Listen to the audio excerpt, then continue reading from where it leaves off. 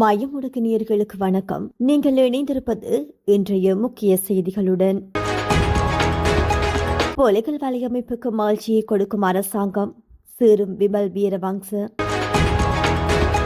சம்மாந்துறை பிரதேசத்தில் மர்மமான முறையில் உயிரிழந்த முதியவர் வெளியான தகவல்.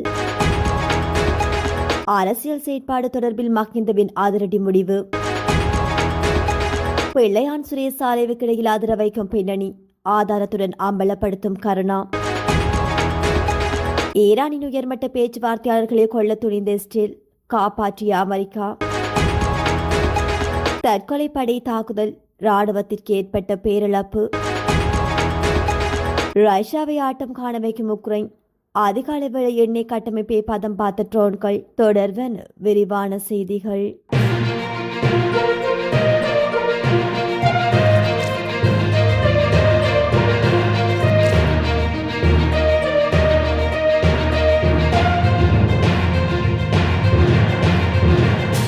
உலகளாவிய புலிகள் வலையமைப்புக்கு மாழ்ச்சி ஏற்படுத்தி கொடுத்துக் கொண்டிருப்பதாக தேசிய சுதந்திர முன்னணியின் தலைவர் விமல் வீரவங்ச குற்றம் சாட்டியுள்ளார். அரசாங்கம் தான் செய்து கொண்ட உடன்படிக்கைகளின்படி ராணுவ வீரர்களை பொய் குற்றச்சாட்டுகளின் கீழ் சிறையில் அடைத்துள்ளதாகவும் விமல் வீரவங்ச தெரிவித்துள்ளார். இந்த விடயம் குறித்து அவர் ஊடகங்களுக்கு தெரிவிக்கையில், இதற்கு முன்னர் கடற்படை முன்னாள் தளபதி நிசாந்த உலுக்கே தென்ன மற்றும் கடற்படை புலனாய்வு பிரிவின் முன்னாள் பிரதானி ஆகியோர் சிறையில் அடைக்கப்பட்டனர். அதன் பின்னர் அரசு புலனாய்வு பிரிவின் முன்னாள் பிரதானி ஓய்வு பெற்ற மேஜர் ஜெனரல் சுரேஷ் சாலே மீது பொய்க் குற்றச்சாட்டை சுமத்தி சிறையில் அடைத்துள்ளனர். தற்போது வசந்த கருணாகொடவில் விசாரணை நடாத்தி நீதிமன்றத்தில் முன்னிறுத்தி உலகளாவிய புலிகள் வலையமைப்புக்கு அந்த மகிழ்ச்சியை அரசாங்கம் பெற்றுக் கொடுக்கின்றது. மறுபுறம் மக்களுக்குள்ள எந்த ஒரு பிரச்சனையும் தீர்க்க முடியாது, பாலடைந்த தொடர்ந்து பாதையை புனரமைத்து கண்டிக்கும் தொடர்ந்து அனுப்பக்கூட முடியாது, பழைய பேருந்து நிலையங்களுக்கு வண்ணம் பூசி மகிழ்ச்சி அடைக்கும் ஒரு மந்தமான அரசாங்கமே நாட்டில் உள்ளது. தங்களுக்கு சவாலாக அமையக்கூடிய நபர்களை இலக்கு வைத்து பழி வாங்குவதையே இந்த அரசாங்கம் தற்போது செய்து வருகின்றது.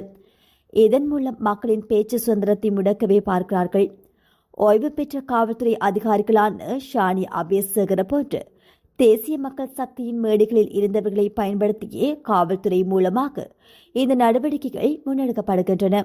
அரசாங்கம் தங்களுக்கு சாதகமாக செயல்படும் நீதிபதிகளில் ஓய்வு பெறும் காலத்தை நீடித்துக் கொடுத்து நீதிமன்ற கட்டமைப்பை தங்களுக்கு தேவையானவாறு பயன்படுத்த முனைகிறது. எவர் மீதாவது பொய் குற்றச்சாட்டுகளை உருவாக்கி அவர்களை கைது செய்து மக்களின் கருத்து சுதந்திரத்தை நசுக்குவதே இந்த அரசாங்கத்தின் இறுதி நோக்கம் என விமல் வீரவங்ச தெரிவித்துள்ளார். அம்பாறை சமாதுரை பிரதேசத்தில் முதியவர் ஒருவர் மர்மமான முறையில் சடலமாக மீட்கப்பட்ட சம்பவம் பதிவாகியுள்ளது. பழைய வெள்ளத்தாப்பட்டி மற்றும் இஸ்மாயில்புரம் பகுதிகளை இணைக்கும் பிரதான வீதிக்கு அருகாமையில் நேற்று மாலை குறித்த முதியவர் சடலமாக கிடந்து கண்டறியப்பட்டுள்ளது.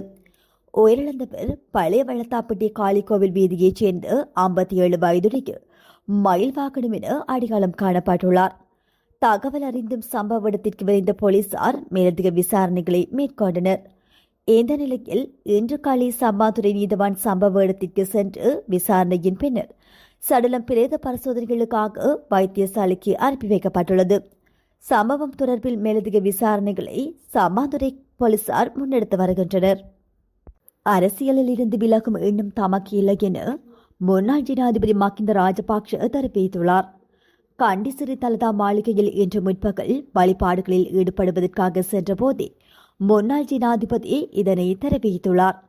நாட்டுக்காக தான் செய்த சேவை போதாது எனவும் தற்போதைய பொருளாதார நெருக்கடியை எண்ணி வருந்துவதாகவும் அவர் குறிப்பிட்டுள்ளார். ஜோசித உள்ளிட்ட குடும்ப உறுப்பினர்கள் தொடர்ந்து விசாரணைக்கு உட்படுத்தப்படுவது குறித்து மகிந்தவிடம் ஊடகவியலாளர்கள் வினவிய போது, அரசாங்கத்திற்கு வேறு யாரும் இல்லை என்பதால் எங்களை ராஜபக்சர்களை பிடித்துக் கொள்வதாக மகிந்த ராஜபக்ஷ தெரிவித்துள்ளார். நாங்கள் மக்களோடு இருக்கின்றோம் என்பதே இவ்வாறான நிலைமைக்கு ஒரே காரணம் என அவர் குறிப்பிட்டுள்ளார். தொடர்ந்தும் நாட்டு மக்களுடன் பயணிப்போம், அரசியலில் இருந்து ஒருபோதும் விலகப் போவதில்லை என மகிந்த தெரிவித்துள்ளார். அடுத்த ஜனாதிபதி தேர்தலில் பொதுஜன பெரமுன கட்சியின் ஜனாதிபதி வேட்பாளர் யார் என்ற கேள்விக்கு நாமளே களமிறக்க உள்ளதாகவும் அவர் பதிலளித்துள்ளார். உயர்த்த ஞாயிறு தாக்குதல் தொடர்பான விசாரணைகளின் போது முன்னாள் அமைச்சர் விநாயகமூர்த்தி முரளிதரன் குற்றப்புலனாய்வு திணைக்களத்தில் வாக்குமூலமொன்றை வழங்கியுள்ளதாக வார இறுதி சிங்கள பத்திரிகையொன்று செய்தி வெளியிட்டுள்ளது. இந்த விசாரணையின் போது பிள்ளையான் தரப்பினருக்கும் அரச புலனாய்வு சேவையின் முன்னாள் பிரதானி சுரேஷ் சாலைவுக்கும் இடையிலான தொடர்புகள் தொடர்பிலும் தகவல்கள் வெளியாகியுள்ளது. மேலும் கிழக்கு மாகாணத்தில் அவர்கள் இணைந்து மேற்கொண்ட செயற்பாடுகள் குறித்து பல முக்கிய தகவல்கள் வெளியாகியுள்ளதென பத்திரிகை செய்தி வெளியிட்டுள்ளது. பிள்ளையான் தரப்பினருக்கு தங்குமிட வசதிகளை பெற்றுக் கொடுப்பதில் சுரேஷ் சாலைவினால் அறிமுகப்படுத்தப்பட்ட நபர்களே உதவிகளை வழங்கியதாக கருணா குறிப்பிட்டுள்ளார். இதற்கான நிதியுதவிகள் மற்றும் வசதிகளும் அவர்களாலேயே மேற்கொள்ளப்பட்டதாகவும் கருணா ஆதாரங்களுடன் வெளிப்படுத்தியுள்ளதாக குற்றப்புலனாய்வு திணைக்கள வட்டாரங்கள் தெரிவிக்கின்றன. கருணா மற்றும் பிள்ளையான் ஆகிய இருவரும் முன்னாள் ஜனாதிபதி மகிந்த ராஜபக்சவிற்கு ஆதரவு வழங்கி வந்துள்ளனர். ஆனால் அவர்கள் இருவருக்கும் இடையில் நீண்ட காலமாக மோதல் போக்கி நிலவி வருவதாக சுட்டிக்காட்டப்பட்டுள்ளது. இந்த நிலையில் பிள்ளையான் தரப்பினரால் பொலனறுவை வெளிகந்தை பகுதியில் நடாத்தப்பட்ட சித்திரவதை முகாம் குறித்தும் குற்றப்புலனாய்வு திணைக்களம் பலரிடம் வாக்குமூலங்களை பெற்றுள்ளது. மேலும் கொழும்பு நகருக்குள் அவர்களின் செயற்பாடுகளுக்கு உதவிய நபர்கள் குறித்து விரிவான விசாரணைகளும் தற்போது ஆரம்பிக்கப்பட்டுள்ளதாக அந்நாட்டு வட்டாரங்கள் மேலும் குறிப்பிட்டுள்ளன. ஏப்ரல் மாத தொடக்கத்தில் தொடங்கிய நுட்பமான போர் நிறுத்த பேச்சுவார்த்தைகளின் போது பேச்சுவார்த்தையாளர்களான முகமது பாகர் காலிஃபாப் மற்றும் அப்பாஸ் ஆராக்ஷி ஆகியோரை கொலை செய்ய இஸ்ரேல் சதித்திட்டம் தீட்டிய விடயம் குறித்த தகவல் தற்போது வெளிவந்துள்ளது. இந்த நிலையில் ஈரானை எச்சரிக்குமாறு மத்திய கிழக்கில் உள்ள தனது நட்பு நாடுகளை அமெரிக்கா கேட்டுக் கொண்டுள்ளதாக தகவல்கள் தெரிவிக்கின்றன. அமெரிக்க ஊடகங்களின் அறிக்கையின்படி ஈரானின் வெளியுறவு அமைச்சர் மற்றும் நாடாளுமன்ற சபாநாயகரை கொள்ள இஸ்ரேல் மேற்கொள்ளும் முயற்சி ஒரு இடைக்கால அமைதி ஒப்பந்தத்தை எட்டுவதற்கான பேச்சுவார்த்தைகளை பாழாக்கி வளைகுடா பிராந்தியத்தில் மீண்டும் சண்டைகள் வெடிக்க வழிவகுக்கும் என்று அமெரிக்கா கவலை கொண்டிருந்தது என தெரிவிக்கப்படுகின்றது. பிப்ரவரி மாதம் 28 அன்று போர் தொடங்கியதிலிருந்தே ஈரானின் மூத்த தலைவர்களை கொள்வது இஸ்ரேலின் வியூகத்தின் ஒரு பகுதியாக இருந்து வந்தது. இஸ்லாமிய குடியரசின் உச்ச தலைவரும் ஆயுதப்படைகளின் தலைமை தளபதியுமான அலி கமனி முதல் உச்ச தேசிய பாதுகாப்பு குழுவின் செயலாளரான அலி லாராஜினி வரை சமீபத்திய ஆண்டுகளில் 50க்கும் மேற்பட்ட ஈரானிய தலைவர்கள் இஸ்ரேலிய படைகளால் கொல்லப்பட்டுள்ளனர்.